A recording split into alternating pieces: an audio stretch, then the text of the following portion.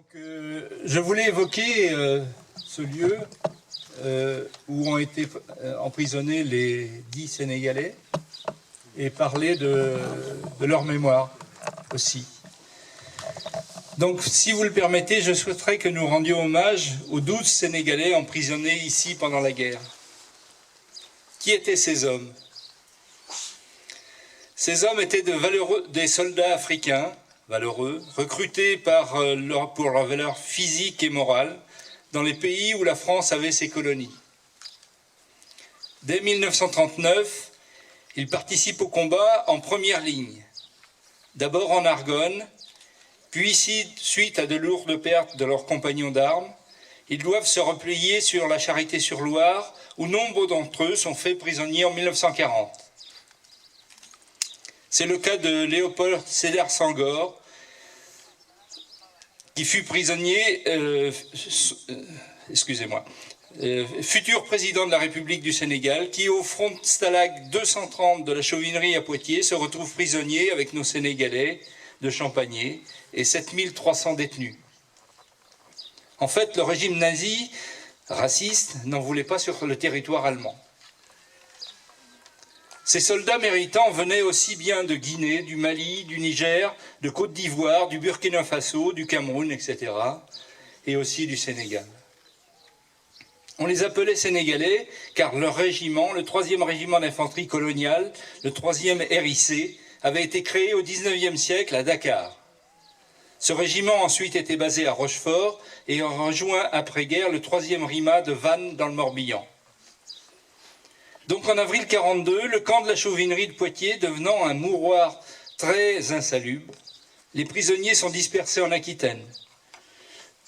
Léopold Sédar Senghor à Saint-Médard-en-Jalles, près de Bordeaux, et par douzaines à Lusignan, à Champagné, etc. Sous la responsabilité des commandatours.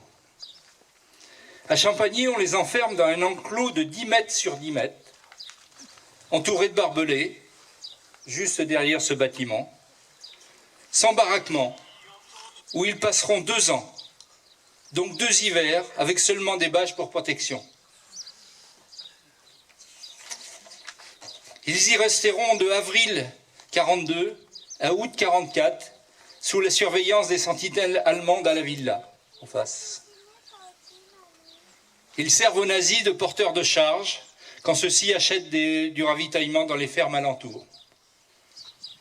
L'abbé Giré, curé de Champagné, décide et négocie alors, avec l'accord des occupants, de leur attribuer des marraines, jeunes filles de la commune qui leur fournissent quelques victuailles et habits.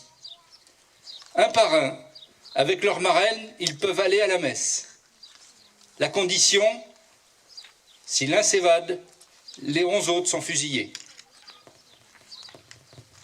Quand la décision d'attaque du 13 août est prise, en accord avec les maquis, des pinces coupantes sont remises aux prisonniers par les marraines, avec l'ordre qu'au premier coup de feu, ils coupent les barbelés et s'évadent vers le pont, là-bas. L'évasion se déroule comme prévu et les 12 rejoignent le commando paquet du maquis Détroit. Aussitôt, ils prennent les armes et combattent aux côtés des maquis. Seulement, Fakoli Camara tombera sous les balles allemandes. À la fin de la journée, les combattants se replient avec le Détroit au bois des Chevreaux à Joussé. Le 6 septembre, avec les maquis, ils libèrent Vouancoué. Ils sont alors intégrés le 1er novembre 1944 dans le 125e ERI, afin de combattre avec leurs frères d'armes des maquis et réduire les poches de résistance allemande de l'Atlantique.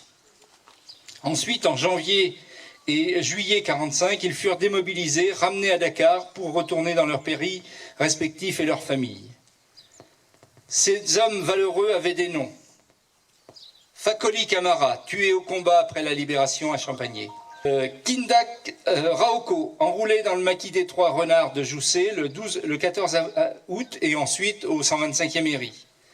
Mamadou Diallo, Samba Sakou Oré,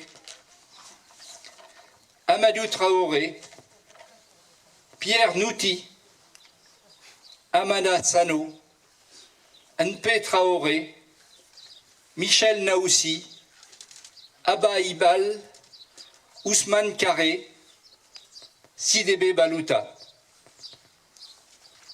Souhaitons qu'ils n'ont pas été victimes de la tragédie de Tiaoré. Chacun d'eux, par son engagement, a été l'honneur de la France. Ne les oublions pas. Merci pour eux.